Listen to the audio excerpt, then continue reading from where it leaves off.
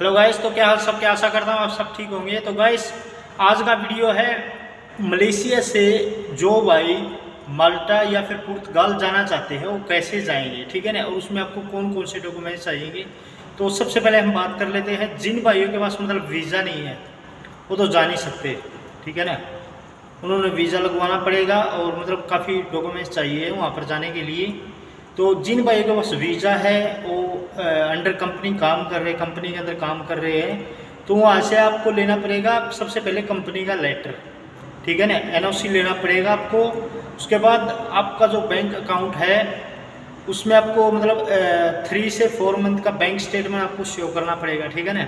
अगर आप ट्रैवल पे जाना चाहते हैं माल्टा या फिर पुर्तगाल जाना चाहते हैं तो आपको एनओसी चाहिए, एनओसी लेटर कंपनी की तरफ से, और 3 मंथ या फिर 4 मंथ का बैंक स्टेटमेंट उसमें आपको चाहिएगा, ठीक। और जो भाई कंपनी से बाहर काम कर रहे हैं और कंपनी का वीज़ा है, ठीक है ना, कंपनी का वीज़ा लेकिन कंपनी से बाहर कर रहे हैं, तो उनके पास भी बैंक स्टेटमेंट होना चाहिए और एनओसी लेटर होना चाहिए, जो कि आपका जो जिस कंपनी का आपका वीज़ा है उसी कंपनी का एनओसी लेटर होना चाहिए, ठीक है ना। अगर आप मतलब कंपनी से बाहर काम कर रहे हैं, आपके पास वीज़ा है, आप एनओसी बाहर से बनवा लेते हैं, वो एनओसी नहीं चलेगा, ठीक है ना। ओरिजिनल एनओसी होना चाहिए आपकी कंपनी की तरफ से, तभी आप जा सकते हैं। और एक और रास्ता मैं आपको बता देता हूँ, दूसरा रास्ता। और जैसे कि अगर आप पहले काफ़ी कंट्रियों के अंदर आपने ट्रैवल किया है, जैसे कि Dubai, Saudi, Singapore, Hong Kong, Cambodia, Vietnam, मतलब आपने 5-6 कंट्री में ऑलरेडी ट्रैवल कर लिया है, तब आपका चांस है आपको एनओसी की ज़रूरत नहीं पड़ेगी, सिर्फ अपने बैंक स्टेटमेंट शो करना पड़ेगा। अगर आप 6-7 कंट्रियों में ऑलरेडी ट्रैवल कर चुके हैं, ये बेस्ट ऑप्शन है आपके पास अगर आप माल्टा या फिर पुर्तगाल जाना चाहते हैं। और काफ़ी भाई बोलेंगे विकी भाई आप भी मलेशिया में आप खुद क्यों नहीं जा रहे, मतलब माल्टा या फिर पुर्तगाल इन कंट्रियों में क्यों नहीं जा रहे आप। देखो गाइस, मैं आपको बता देता हूँ, जैसे कि लॉकडाउन से पहले मैं खुद कोशिश कर रहा था जाने की, लेकिन लॉकडाउन लग गया। लॉकडाउन के बाद अभी जब मैंने वीज़ा अप्लाई किया, मेरा मतलब वीज़ा तो था मेरे पास, लेकिन मैंने रिन्यू करवाने के लिए दिया था मेरा पासपोर्ट। तो मेरा पासपोर्ट फिलहाल इमिग्रेशन के अंदर है, मलेशिया की पासपोर्ट नहीं आया है।